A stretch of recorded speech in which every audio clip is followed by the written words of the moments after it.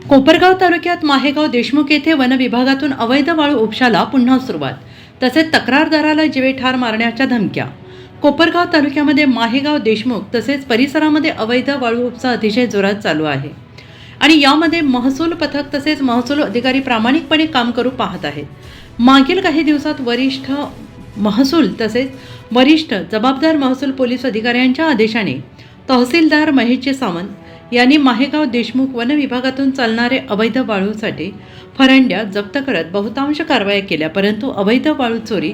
यावर कठोरात कठोर जिल्हाधिकारी यांच्या आदेशाने MPDA सारखी कारवाई करणे पोलीस प्रशासनाचे काम असल्याचे समाज माध्यमात दबक्या आवाजात बोलले जात आहे। परंतु या कारवाया करण्यासाठी पोलीस प्रशासन हतबल होते का, असा सवाल माहेगाव देशमुख पंचक्रोशीतील सामाजिक कार्यकर्ते तसेच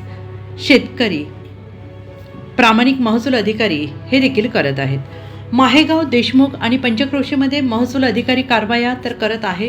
परंतु ठोस कारवाई पोलीस प्रशासनाच्या मदतीनं होईल असा सूर सामान्य जनता काढत आहे।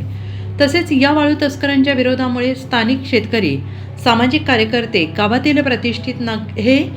तक्रारी देण्यासाठी पुढे येत नाहीत, कारण या वाळू तस्करांची दबंगगिरी आणि दादागिरी एवढी वाढली आहे की जो कोणी अवैध वाळू संदर्भात तक्रार देईल त्याच्यावर खोट्या नाट्या केसेस करण्यात येण्याच्या धमक्या देणे, गाड्या अंगावर घालण्याचा प्रयत्न करणे, जिबे ठार मारण्याच्या धमक्या देणे, वरिष्ठ अधिकाऱ्यांना तक्रारदारांविषयी दिशाहीन करणे असे सर्रास प्रकार माहेगाव देशमुख येथे चालू आहे। तसेच मध्यंतरी महसूल पथकाने प्रामाणिकपणे माहेगाव देशमुख वन विभागातून चालणारा अवैध वाळू साठा तसेच अवैध 15 ते 18 फरांड्या जप्त करून कारवाई केली असून या कारवाईसाठी ज्या तक्रारदाराने वरिष्ठ अधिकाऱ्यांकडे तक्रार केलेली आहे त्यांना गाडीखाली तसेच जीवे ठार मारण्याची धमकी दिल्याची खात्री देणारी माहिती सूत्रांच्या हाती आली असून तक्रारदाराच्या जीविताला धोका निर्माण झाला आहे असे आशयाचे पत्र देखील तक्रारदाराने गृहमंत्री तसेच पोलीस महासंचालकांना दिलेले असून जर अशा प्रकारे तक्रारदारांना जीवे ठार मारण्याची धमकी संबंधित वाळू तस्कर देत असेल तर यांना आळा घालण्याचं काम देखील प्रामुख्याने पोलीस प्रशासनाचे आहे असे स्पष्ट लेखी अहवालाचा पाढाच माहेगाव देशमुख येथील अवैध वाळू संदर्भात तक्रार केलेल्या तक्रारदाराने वरिष्ठ पातळीवरती लेखी स्वरूपात केली आहे।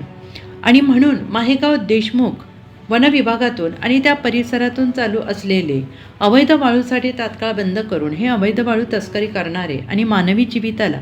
धोका निर्माण करणारे वाळू तस्कर यांच्यावर प्रतिबंधक कारवाई पोलिसांनी करावी असं देखील म्हणणे आता महसूल अधिकारी आणि सामान्य जनतेचे आहे।